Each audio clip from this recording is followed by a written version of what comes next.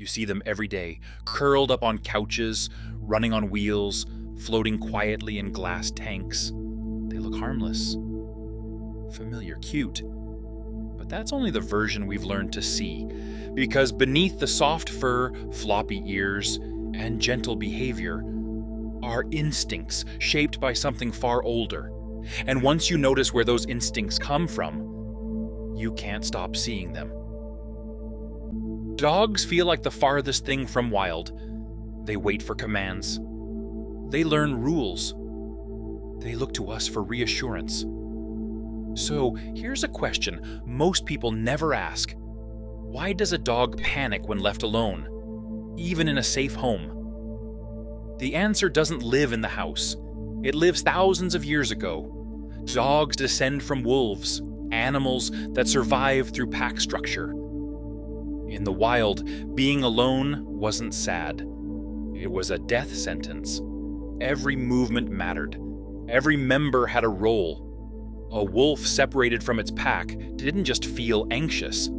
It became vulnerable. That's why dogs don't just love their humans. They position themselves around them. They follow from room to room. They guard doors. They react intensely to routine changes. What we call loyalty is actually pack awareness. Even separation anxiety makes sense when you realize something unsettling. A wolf that loses its pack rarely survives.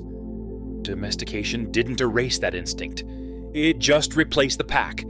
And then evolution tried something very different. Cats live with humans, but they don't join them. If dogs adapted socially, cats adapted strategically. Domestic cats descend from solitary wild hunters, animals built for patience, silence, and perfect timing. So here's another question. Why does a cat seem affectionate one moment and completely indifferent the next?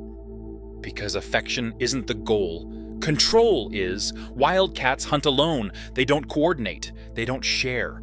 They don't rely on hierarchy. That's why cats choose when to engage. Why they retreat without warning. Why they become most active when the house goes quiet. Those sudden bursts of energy at night aren't random. They're hunting windows, times when prey would have been most vulnerable. Even knocking objects off tables isn't mischief. It's testing movement, measuring reaction. Cats weren't bred to obey. They were tolerated because they were useful. So while dogs merged into our social world, cats simply learned how close they could get without losing independence. But independence isn't the only way to survive. Some animals survived by doing the opposite. Rabbits don't look built for danger. They don't have claws. They don't have teeth for fighting. They don't even make noise when threatened. So how did they survive? By freezing. Most predators don't chase what doesn't move. Wild rabbits evolved as prey animals surrounded by hunters that react to motion. Running at the wrong moment made you visible. Stillness made you disappear. That freeze response is deeply wired. Sudden sounds, fast movements, being lifted off the ground. To a rabbit's nervous system, these aren't small disturbances. They're emergency signals. That's why rabbits can seem calm right up until they panic. Why stress hits them so hard. Why their bodies react before their minds can catch up. In the wild, hesitation meant death. So their instincts never learned how to relax. But some animals didn't survive by freezing. They survived by preparing. Hamsters are famous for one thing: hoarding, cheek-stuffed. Food hidden. Supplies stored far beyond necessity. So, here's the question. Why does a hamster keep saving food even when it already has plenty? Because its ancestors lived in deserts. For wild hamsters, tomorrow was never guaranteed. Food appeared without warning and disappeared just as quickly. Eating everything immediately was risky.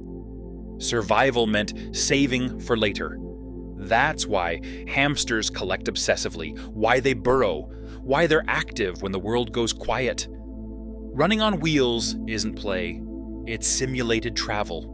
Movement between food sources that no longer exist. Even in comfort, their bodies prepare for scarcity. They don't understand abundance. They understand uncertainty. And some animals never face that uncertainty alone. Parrots are intelligent, emotionally complex, socially intense, and loud. So here's the question people ask too late. Why does a parrot scream even when it's well cared for? Because screaming isn't a problem. It's a survival tool. Wild parrots live in dense jungles where visibility is limited. Sound travels farther than sight. Calls aren't just noise. They're location signals, bond confirmations, warnings. A quiet parrot in the wild would disappear, and invisible parrots don't stay alive for long. That's why parrots bond so intensely, why isolation causes stress, why boredom turns destructive.